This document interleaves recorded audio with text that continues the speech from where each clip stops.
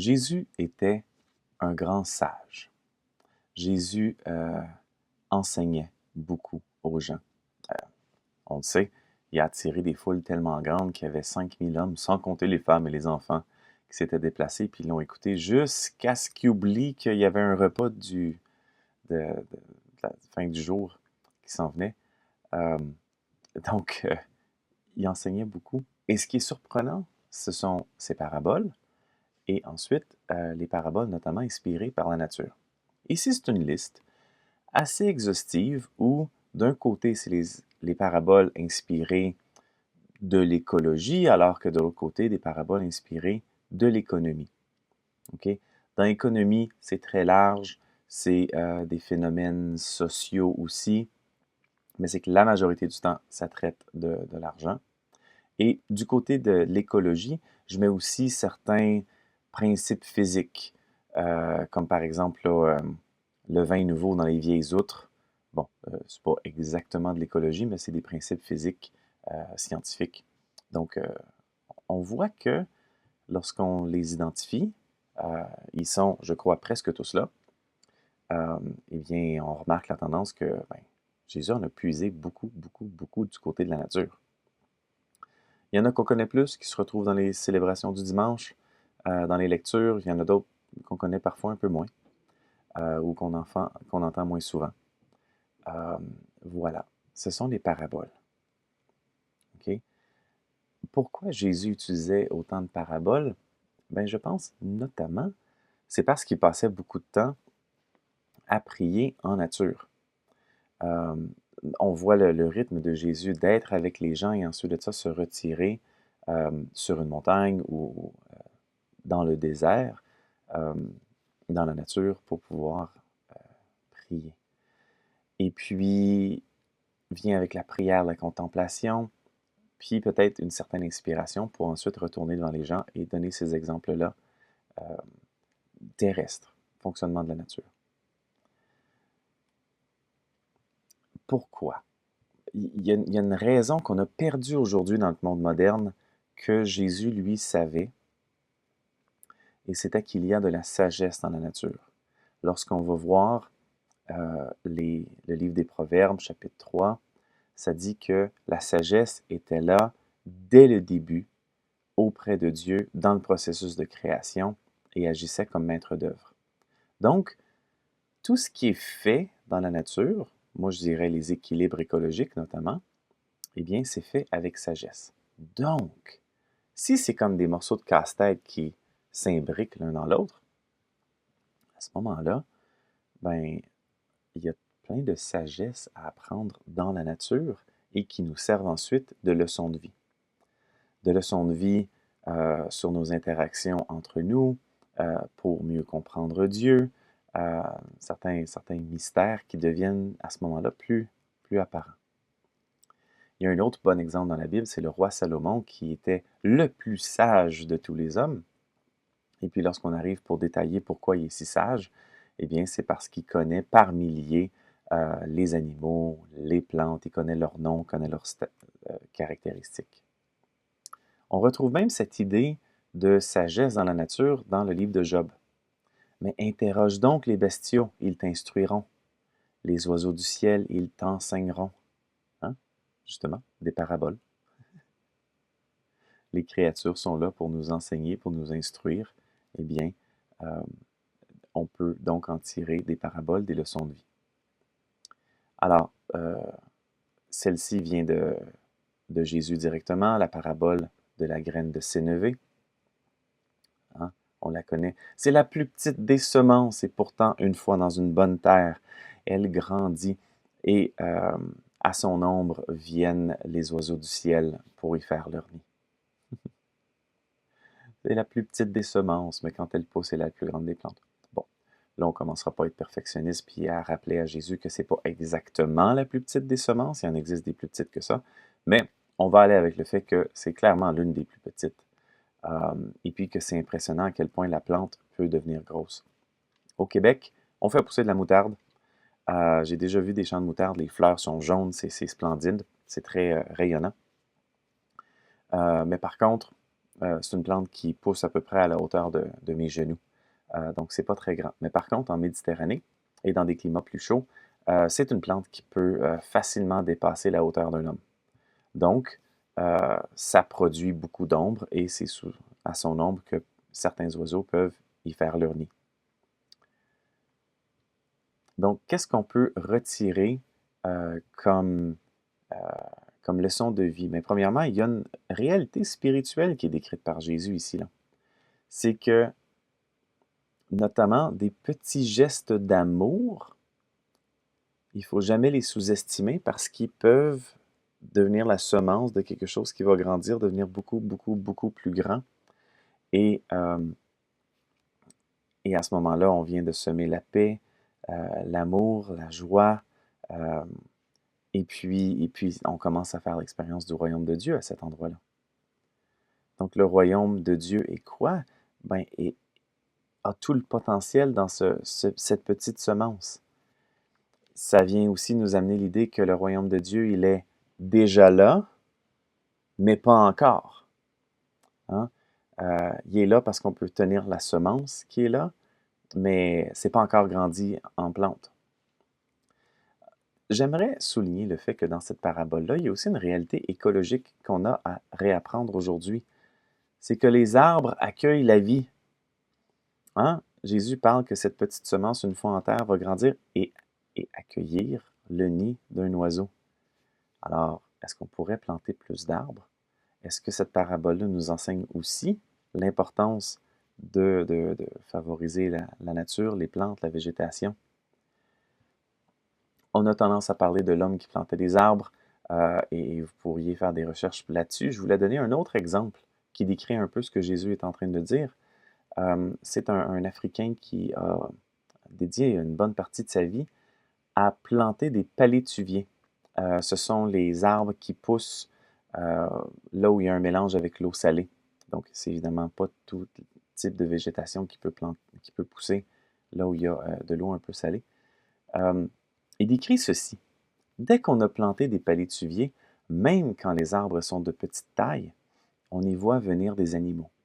D'abord, on voit des petits crabes, puis des petits poissons arrivent avec la marée et en attirent des plus gros.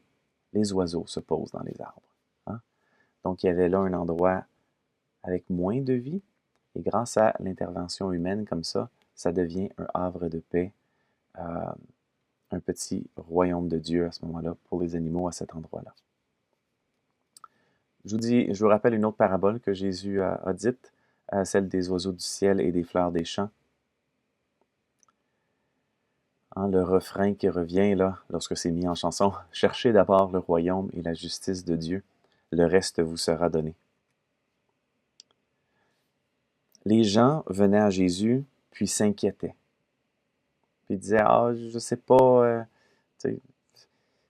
il faut avoir un salaire pour pouvoir s'acheter des vêtements, et puis avoir de la nourriture, puis bon, plein d'inquiétudes comme ça. » Et Jésus leur dit, « Attendez là, regardez les oiseaux du ciel.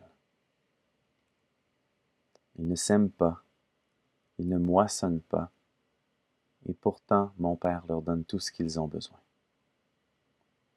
Regardez les fleurs des champs. Ils ne travaillent pas, ne filent pas, et pourtant même Salomon, dans toute sa grandeur, n'a pas porté des vêtements comme les fleurs. Cherchez d'abord le royaume et la justice de Dieu, et le reste vous sera donné. » Jésus est clairement un observateur de la nature. Pour en arriver à cette parabole-là et à inviter les gens à faire de même. Dire, mais vous-même, là, regardez les oiseaux du ciel, regardez les fleurs des champs. Hein? Si mon Père prend soin d'eux, il va prendre soin de vous aussi. C'est une parabole qui donc parle de providence. Et là, c'est moi, en tant qu'écologique, que je vais ajouter quelque chose. C'est que notre Père arrive à pourvoir à nos besoins grâce aux équilibres écologiques que lui a instaurés avec sa sagesse. Okay? Par exemple, on brise les équilibres écologiques lorsqu'on épand toutes sortes de pesticides. Il y a longtemps du DDT qui était répandu dans les champs, c'était lavé par l'eau de pluie, ça se retrouvait dans les rivières, et il y a des oiseaux, notamment les fous de bassin, qui se retrouvent à des milliers de kilomètres de ces champs-là. Euh, les fous de bassin pondaient leurs œufs et il y avait donc un dérivé là, métabolisé du DDT qui se retrouvait dans la coquille d'œuf, qui devenait excessivement fragile et qui brisait lorsqu'ils venaient pour couver leurs œufs. Donc la population a chuté d'un coup. Okay? Les différents pesticides aussi, ben, leur rôle principal, c'est de tuer les insectes. Si ça tue les insectes, à ce moment-là, tous les oiseaux insectivores n'ont plus de source de nourriture et ne se retrouvent plus là en tant que population. Sans source de nourriture, on meurt. Et ça a donné lieu au premier grand livre écologique qui a eu un grand impact dans les années 60, Silent Spring, un printemps silencieux, par Rachel Carson, qui décrivait justement que, en raison de tous les insecticides, eh bien, on aurait par conséquent la disparition des oiseaux qui, eux, dépendaient des insectes à manger. Il n'y a plus d'insectes, il n'y a plus d'oiseaux. Donc, tout d'un coup, le printemps serait silencieux. Donc là, je mets ça en contraste. Là. Je mets un peu Jésus au défi en ce moment. Je suis en train de dire, oui, mais tu me dis de ne pas m'inquiéter, de regarder les oiseaux parce qu'ils ne travaillent pas, ils ne moissonnent pas, et pourtant, notre Père leur donne tout ce qu'ils ont besoin, mais ils sont en train de mourir. Là. Donc, comment ça se fait que Dieu n'arrive pas à pourvoir aux besoins des oiseaux, là, en ce moment, là, à côté des champs comme ça? Bien, c'est parce qu'on a brisé les équilibres écologiques, instaurés avec sagesse par notre Seigneur, mais on les a brisés. Donc, les oiseaux n'arrivent pas à retrouver. Donc, si les oiseaux en souffrent de la destruction écologique, eh bien, nous aussi, en tant qu'êtres humains, on va souffrir de la destruction écologique. Plutôt que d'être obsédé par qu'est-ce qu'on va porter, qu'est-ce qu'on va manger, et on exagère, là, tu sais, quel voyage que je vais faire, et puis, au lieu de s'inquiéter de toutes ces choses-là, ben, concentrons-nous sur la simplicité et le bonheur. Concentrons-nous sur le royaume de Dieu et sa justice. Le reste nous sera donné. C'est donc un beau récit contre la surconsommation. Il existe au Québec le réseau pour la simplicité volontaire qui, justement, depuis quelques décennies déjà, les gens partagent leurs idées puis leurs habitudes pour pouvoir juste vivre autrement puis pas se faire prendre par la tornade de la société qui nous amène à surconsommer tout le temps. Ce que je vous ai présenté, c'était 2 paraboles qu'on retrouve dans la Bible avec les interprétations que Jésus puis les chrétiens donnent à ces paraboles-là, puis j'ai mis une connotation peut-être un peu plus écologique. Mais là, je vais continuer. Parce que Jésus nous dit, regardez les oiseaux, regardez la nature pour en tirer des leçons. Alors, c'est ce que je vais faire. Et je commence par la parabole des pissenlits. Okay? Les 4 prochaines, c'est moi qui les ai inventées. Regarde les pissenlits. Hein? Ça pousse et ce sont des petits soleils qui sont des reflets du soleil qui est plus haut. Les racines sont très profondes. Et lorsque la fleur vieillit, elle donne plein de semences qui vont pouvoir s'étendre à tout vent. Un chrétien doit être comme un pissenlit. Soyez bien enracinés dans la foi, dans la bonne nouvelle que je vous ai donnée. Vous serez résilient même s'il y a de la sécheresse où vous vous faites piétiner. Et cette bonne nouvelle-là, j'ai besoin que vous puissiez la semer à tout vent. Parce que vous êtes des petits soleils qui rappellent le soleil. de mon Père. Voilà. Alors, c'est pas facile d'être un chrétien aujourd'hui, au 21e siècle, au Québec, dans une société si laïque. Donc, à un moment donné, je me dis, ah ouais, les pissenlits ont beaucoup à nous apprendre. Comment je peux intégrer ça dans ma vie? Puis m'est venue cette parabole des pissenlits. On passe à une prochaine. La parabole des bourgeons. Hein, on a tendance à utiliser le verbe « Ah, ça bourgeonne ». Puis on prend conscience des bourgeons au printemps. Mais en fait, ce n'est pas le cas. Voici une photo à l'automne. Donc, une fois que les feuilles tombent, il y a certains arbres dont le processus pour faire tomber la feuille, c'est la production du bourgeon. Donc, ça bourgeonne à l'automne. Grâce à,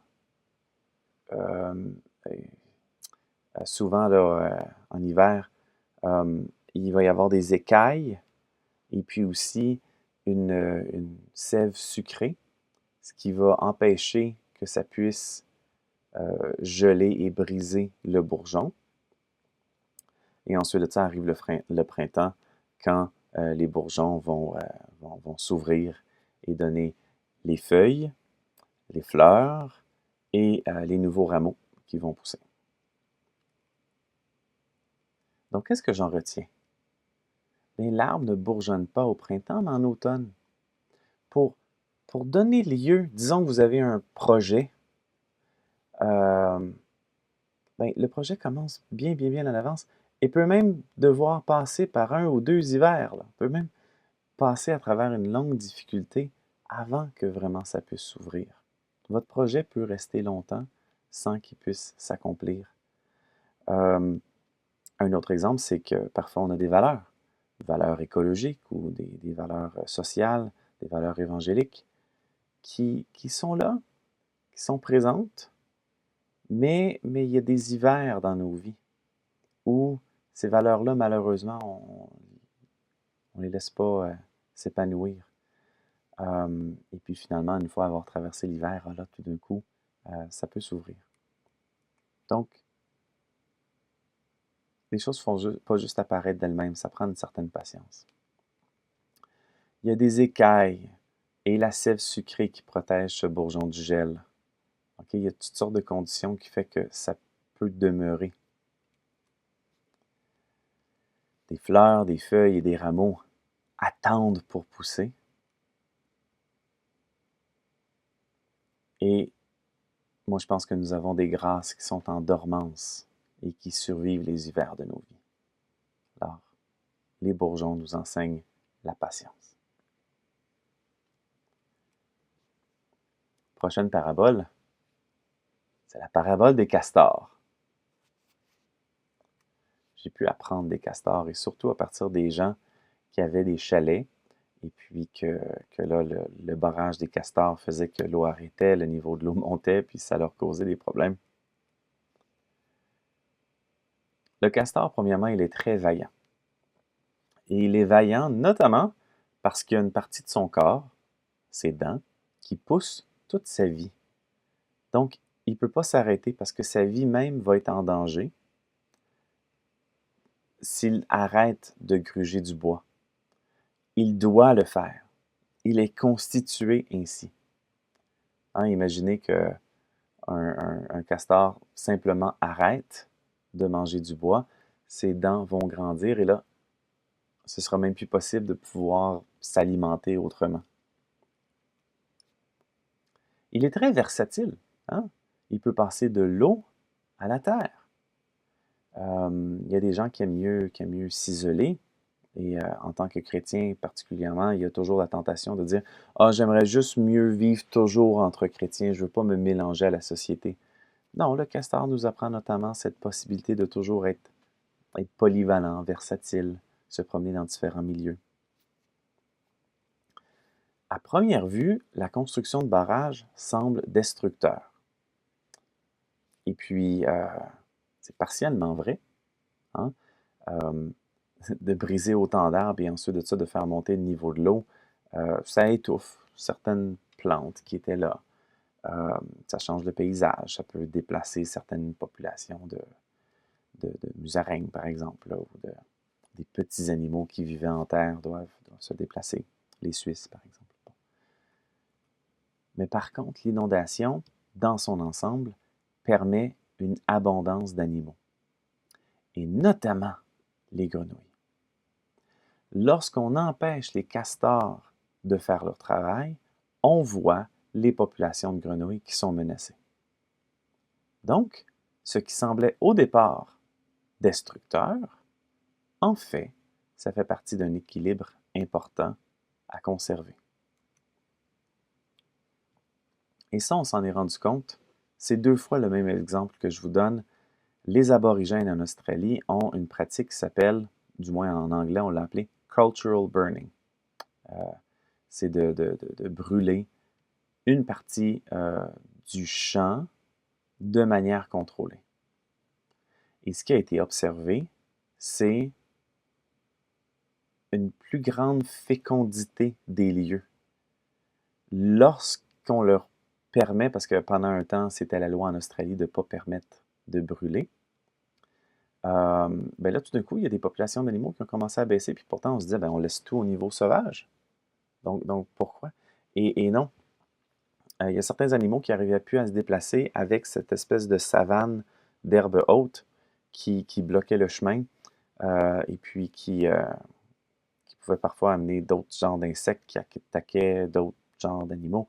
C'était pas aussi productif, tandis que là, lorsqu'ils pouvaient brûler ce qui était par terre, ça ramenait les nutriments plus rapidement au sol, ça dégageait, donc les plus gros animaux pouvaient se déplacer sans problème. Et voilà, donc, ce qui semblait destructeur de la part des aborigènes, mais en fait, ça fait des millénaires qu'ils font cette pratique-là, et c'était plus bénéfique pour la nature dans son ensemble. Un exemple très similaire, c'est la vallée de Yosemite aux États-Unis. Le peuple autochtone tout proche de là, c'était les Awanichi. Et puis, eux pratiquaient depuis des millénaires des feux de forêt contrôlés. Et ils faisaient aussi l'élagage de certains arbres. Si l'arbre a simplement un tronc comme ça, les grands vents qui apportent toutes sortes de sédiments peuvent simplement passer. Tandis que lorsque les arbustes, les arbres avaient des branches très basses, eh bien, ça faisait en ce moment-là des talus qui, eux, vont étouffer l'arbre par la suite et ça fait baisser la productivité générale et la biodiversité. Lorsqu'on pratiquait les feux contrôlés et l'élagage de certains arbres, on voyait alors une meilleure production par les arbres, et notamment le chêne. Et vous voyez là que les glands de chêne, pour les Awanichi, c'était une source majeure là, de protéines et de glucides pour ce peuple-là. Ils faisaient sécher et ensuite de ça, pouvaient en faire toutes sortes de farines pour l'ajouter à leurs recettes. On a aussi remarqué que lorsqu'on laissait la nature être sauvage, eh bien, il y avait une sécheresse plus généralisée. Alors que lorsqu'on pouvait brûler ce qui était à la base, ça permettait une meilleure régénérescence. Les arbres eux-mêmes produisaient plus de feuilles, ce qui permettait d'empêcher les feux les plus dévastateurs. Donc, dans le fond, encore une fois, un peuple autochtone qui avait une relation avec la nature où ce que quelque chose semble destructeur, le feu, mais ça permet la régénérescence et une meilleure biodiversité. Tout ça à partir des castors qui, eux, semblent détruire, mais dans le fond, il faut apprendre à partir d'eux. Et dernière parabole, c'est celle des bernaches. Elle est même, je dirais, un peu classique. On voit les bernaches qui décollent ensemble et ensuite de ça font une formation en V pour voler sur de longues distances. La formation en V leur permet d'aller plus de 70% plus loin que s'il se déplace seul. C'est quand même assez impressionnant. Lorsque la bernache est en tête s'épuise, elle est remplacée par une autre. Elle cacarde pour s'encourager. Et si une bernache est blessée, deux autres descendent pour l'aider. Donc là, il y a plein de choses. Hein? Seul, on va plus vite. Ensemble, on va plus loin. On dirait que ça semble être un peu la philosophie ici. Si on veut parler de leadership, ben peut-être que peut-être c'est une bonne idée dans nos démocraties d'avoir seulement des cycles de 4 ans entre les élections. On peut reconnaître que la personne qui est en tête a peut-être besoin de se reposer puis remplacée par une autre. Puis peut-être dans nos dynamiques paroissiales, peut-être dans notre vie sociale, il y a quelqu'un qui est à la tête depuis peut-être un petit peu trop longtemps, puis il n'est pas capable d'admettre qu'elle est épuisée puis qu'il pourrait laisser la place à quelqu'un d'autre. Elle cacarde pour s'encourager, ça c'est sympathique. On pense aussi que le 1 sert aussi à se localiser entre eux pour faire une bonne forme de V. Mais quand je les écoute, il me semble qu'ils ont l'air à s'encourager. Puis ça peut être justement notre vie de groupe aussi, avec d'autres êtres humains. Est-ce qu'on s'encourage suffisamment? Lorsqu'on est, par exemple, en militance environnementale, est-ce que c'est toujours la même personne qui est à la tête parce qu'elle est charismatique et tout, ou est-ce qu'il y a certaines responsabilités qui pourraient être passées à d'autres et il y a une rotation? Est-ce qu'on s'encourage suffisamment? Donc, pas seulement l'objectif en tête, mais nous aussi, on fait partie des priorités pour s'encourager. Et finalement, ça, j'aime tellement ça, lorsqu'une bernache est blessée, ils ne font pas juste la laisser tomber. Il y en a deux autres qui descendent pour pouvoir l'aider, pour l'accompagner. Donc, on n'est jamais seul. Il y a cette solidarité sociale qu'on voit chez les bernaches qui est tout à fait extraordinaire et inspirante. Alors, continuez à vous laisser inspirer par la nature.